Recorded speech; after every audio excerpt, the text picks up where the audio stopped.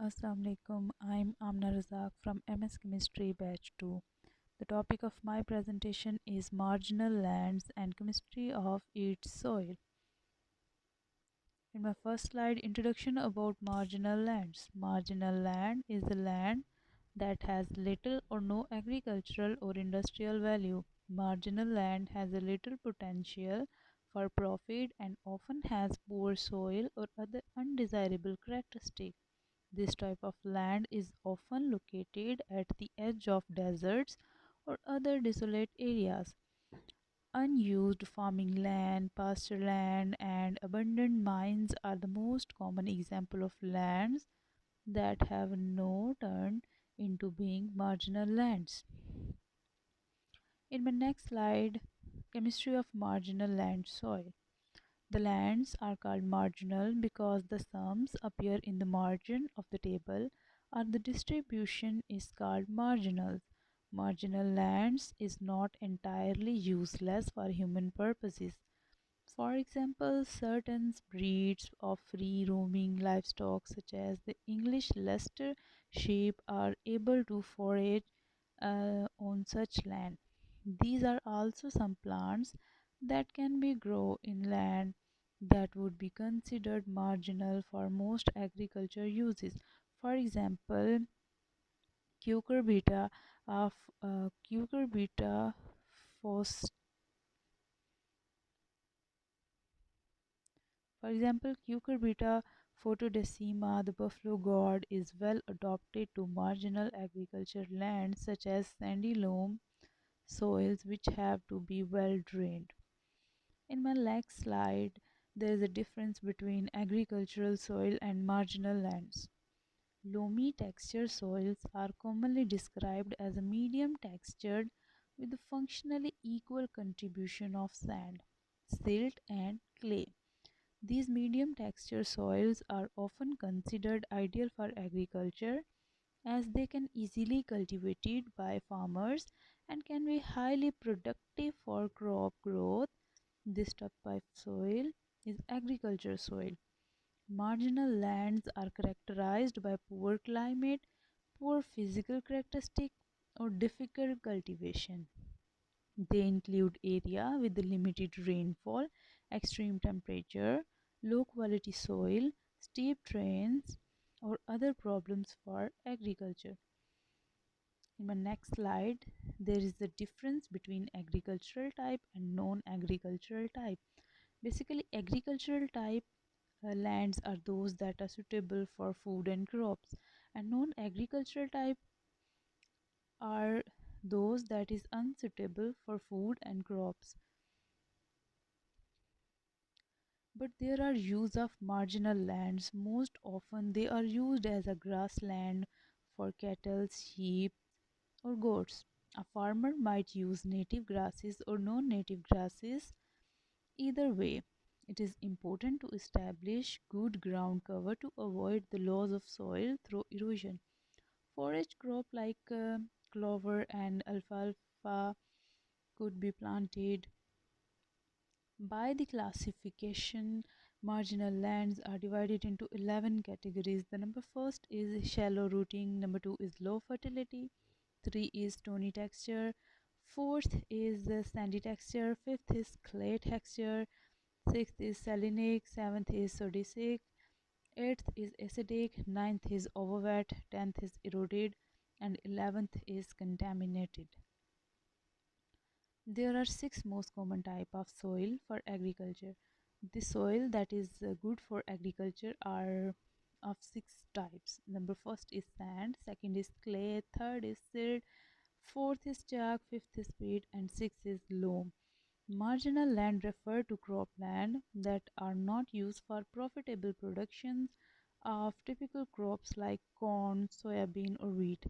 They are usual reason why the land is not used for producing a profitable crops. According to Ricard, rent arises as the difference between production of marginal land and superior lands, as there is general tendency to move from most fertile land to the less fertile land. A point comes where no rent occurs to what is called marginal land. In my next slide, a reason mentioned how to make marginal land green and fertile.